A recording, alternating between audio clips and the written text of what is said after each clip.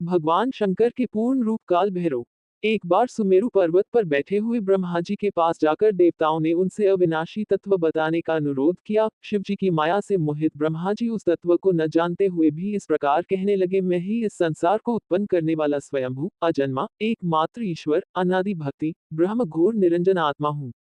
मैं ही प्रवृत्ति और निवृत्ति का मूलाधार सर्वलीन पूर्ण ब्रह्म हूँ। ब्रह्मा जी ऐसा कि पर मुनि मंडली में विद्यमान विष्णु जी ने उन्हें समझाते हुए कहा कि मेरी आज्ञा से तो तुम सृष्टि के रचयिता बने हो, मेरा अनादर करके तुम अपने प्रभुत्व की बात कैसे कर रहे हो। इस प्रकार ब्रह्मा और विष्णु अपना अपना प्रभुत्व स्थापित करने लगे और अपने पक्ष के समर्थन में शास्त्र वाक्य उद्धृत करने लगे। अंततः वेदों से पूछने का निर्णय हुआ तो स्वरूप धारण करके आए चारों वेदों ने क्रमशः अपना मत छह इस प्रकार प्रकट किया। ऋग्वेद जिसके भीतर समस्त भूत निहित हैं तथा जिससे सब कुछ प्रवत होता है और जिसे परमात्मा कहा जाता है, वह एक रुद्र रूपी है। यजुर्वेद जिसके द्वारा हम वेद भी प्रमाणित होते हैं तथा जो ईश्वर के संपूर्ण यज्ञों तथा योगों से भजन किया जाता है, सबका दृष्टा वह एक शिव ही है।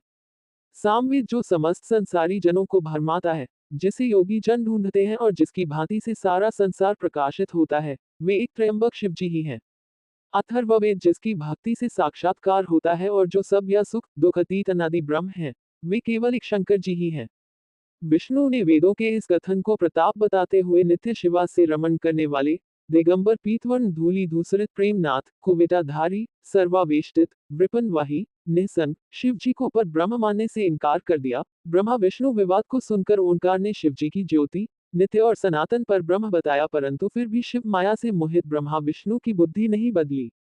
उस समय उन दोनों के मध्य आदि अंत रहित एक ऐसी विशाल ज्योति प्रकट हुई कि उससे ब्रह्मा का पंचम सिर जलने लगा। इतने में त्रिशूलधारी नील लोहित शिव वहां प्रकट हुए तो अज्ञानतावश ब्रह्मा उन्हें अपना पुत्र समझकर अपनी शरण में आने को कहने लगे।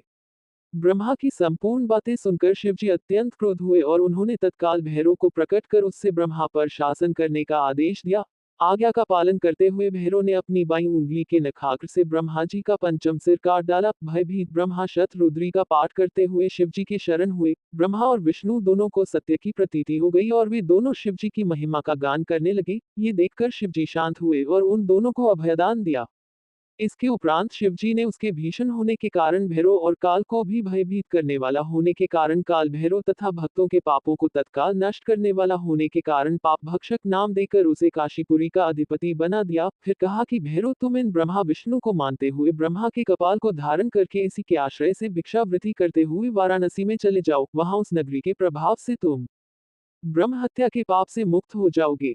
शिवजी की आज्ञा से भैरव जी हाथ में कपाल लेकर ज्यों ही काशी की ओर चले, ब्रह्म हत्या उनके पीछे पीछे हो चली। विष्णु जी ने उनकी स्तुति करते हुए उनसे अपने को उनकी माया से मोहित न होने का वरदान मांगा। विष्णु जी ने ब्रह्म हत्या के भैरव जी के पीछा करने की माया पूछना चाही तो ब्रह्म हत्या ने बताया कि वह तो अपने आप को पवित्र और मुक्त होने के लिए भैरव का अनुसरण कर रही है।